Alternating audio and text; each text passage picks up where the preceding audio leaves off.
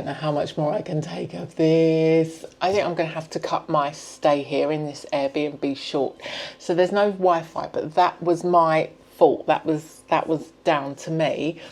But it really just isn't suitable for a long stay, for a month stay. So tell me what you think.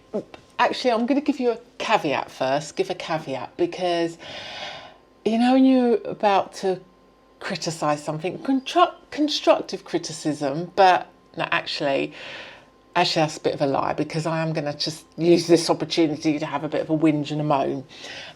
But you might think, well, could you do better? What do you know? How would you do it? Well, I tell you, I could do better, and I have done. I come with proof. I come with receipts.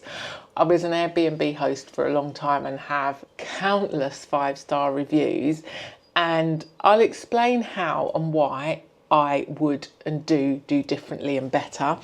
But anyway, so there's no Wi-Fi, which is driving me crazy. However, that was my mistake. I was looking at a lot of listings. I'd made a note of a couple that had no Wi-Fi, and for some reason just missed this one. I know what it was. It's because I was looking at lots, and then when I went to book, they weren't available, because people were just using Airbnb to advertise them on, knowing that they were booked out on other platforms. But anyway, so I kind of had to book in a bit of a rush, went back to my favourites. Anyway, the Wi-Fi was my fault.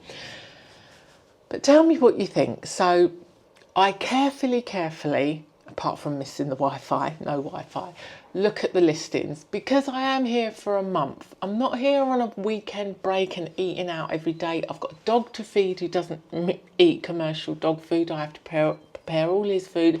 I prepare all my food. I don't like eating out. And I don't buy like processed and ready-made food. I cook everything from scratch. I'll try and make this brief because I don't want to go through a great big long list of whinging, but I want to know what you think. So it said there's an equipped kitchen, which obviously is something I definitely look out for. So let's have a look at what is included in this fully equipped kitchen. This is everything that the kitchen has. So you've got 2 pans. Actually, I need to, because you can't get an idea of the size. This is tiny. It's not like a big one. Actually, let's get a. That's the size of it next to a spice jar. Okay, just so it's very small. So you've got 2 pans with no lids. So this is like a milk pan size, and this is your other pan. So my point is, say you just wanted to cook like a normal meal, like a bolognese, and where you're going to put your pasta, you're not going to fit your spaghetti in there, or a curry with rice, just like a normal meal where you would need 2 pots. You're not going to do it. It's 2 pots with no lids. That's all there is. And then you've got, I mean, this is tiny. There isn't a normal size cup. This is, don't get me started on the cups. You've got this tiny sieve. You couldn't drain your pasta in that. That's like, I can't even show you it against. This is a very small mug. This is like, and that's a small mug. So yeah, and talking, you couldn't even make a cup of tea, because look at the mug compared to the spice jar. So it is actually an extra small mug. If I didn't have my travel mug, I would not even be able to make a cup of tea, because if you put a tea bag in there, it would be incredibly strong because it's so small. And then the frying pan is just tiny and really thin, and it just like bows in the middle. So when you do your egg, it can't sit at the top because it's got big bows, so it all runs. Anyway, I'm getting into too much detail, but it's just really frustrating when you can't simply make yourself some egg on toast or something. And the glasses, I don't know what you'll do in the summer. Look at the size of the glasses. There's not even a normal glass. So again, if I didn't have my travel mug, I wouldn't even be able to like have a full glass of water. What you would do in the summer when you actually need to drink a decent amount of water, I do not know. So that's the size of the glasses, and then the cups. Cups are similar. You've got lots of these cups, but look at the size of them. Look at the size of them next to a can. So yeah, so that's the kitchen. Oh, and there's no, and that's it. That's it for the drawer. There's no, that's it. There's no spatula for if you was gonna fry an egg. There's these tiny little knives. I mean, this is like a steak knife. There isn't even one decent chopping knife. We've just got these little knives, look. Not one proper kitchen chopping knife. No can opener, although I think that might be a can opener. But yeah, the mechanical one. They're blunt. That's it. No other kitchen utensils. For utensils, that is it. This bent up thing. So no utensils apart from your ordinary cutlery. What I would do without my Instapot, which goes with me everywhere, I do not know. That absolutely saved the day, because I could not cook with what they have available. So the other thing the listing said, and something I check for, is that it had cleaning equipment. Well, I tell you, here you will see a dishcloth. I bought that. I bought that. I bought that. I bought that, plus other cleaning materials. All there was here, oh, tell a lie, there was a little sponge, but because there was just one sponge, I thought, I don't know what they've used that sponge on, so I need to buy, I need to get myself a new one. And one thin little dishcloth, which I have used in the bathroom now. So for the bathroom and the kitchen, there was just one little sponge and one little dishcloth. No cleaning. Oh, I tell a lie, not no cleaning stuff. There was some washing up liquid with a little bit of washing up liquid at the bottom like that. Don't forget, I've booked for a month's stay and paid handsomely for a month's stay. And there's this little vinegar cleaner there's just a little bit at the bottom. That's it for an entire apartment, for the bathroom and the kitchen. What am I supposed to clean with? So I have gone out, bought cleaning stuff. Another thing the listing said is there's toilet rolls provided. I mean, I don't expect the whole month's supply, but there was one toilet roll in the bathroom, and that it wasn't even a full one. One toilet roll. So I had to go out and buy my cleaning stuff. I had to go out and buy a toilet roll. I had to go out and buy bin bags. The bin was full, and then I thought, oh, let me empty the bin. Oh, no spare bin bags. Oh, another thing I had to buy was chopping boards. I bought a pack of 4, just these cheap ones, because there was only this little chopping board. And I mean, when you're chopping up things like that, I'm sorry, that's just a fruit. That's just like a cheese board. That is not going to do for all your cooking. So, yeah. That's my pumpkin. So, yeah, if it wasn't for the things I brought with me, by the way, the utensils, I learnt this from going around house sitting. I have a little box of essential utensils, because many places do not have a decent sharp kitchen knife for chopping up vegetables.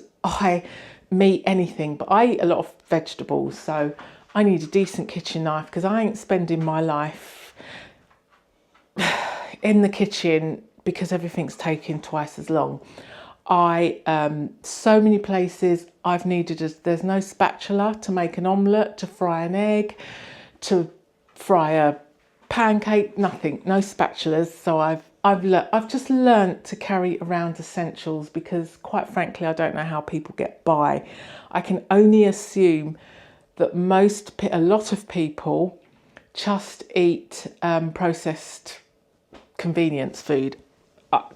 That's the only, what other explanation is there for not having decent chopping boards, decent chopping knife? Anyway, so yeah, so that's the Airbnb that it's just driving me crazy. It just takes me so long to prepare any food, and I have to, like I say, I do not know what I would do without my Instapot. And poor Terry isn't eating all the proper food he should. One, because of preparing it, and two, just every time I go somewhere, it's trying to source it. One great thing about the place though, and I do have to give it credit for, is it's got this lovely garden. It is huge. Terry loves it, gets so excited and runs around in it. Look at him. It's got its own bamboo forest, and that is just a really lovely space. Are you exploring? Are you exploring? You may think Terry is out exploring some kind of wilderness, but this bamboo forest is actually in the garden. This is all the garden of the Airbnb that I'm staying in. Yeah, it's quite something. Don't even have to take Terry for a walk. The other thing is there are walk trails right outside at the back of the house. And there's the trail just at the end of the road. Perfect. Oh, it's a treat having this just at the back of the house. Yet you are 5 minutes from everything, from the town. And the location, there's everything you need. Laundrette, shops, bakeries, all the stuff you need. But there's just open space and trails all around. Like I can walk out of the house.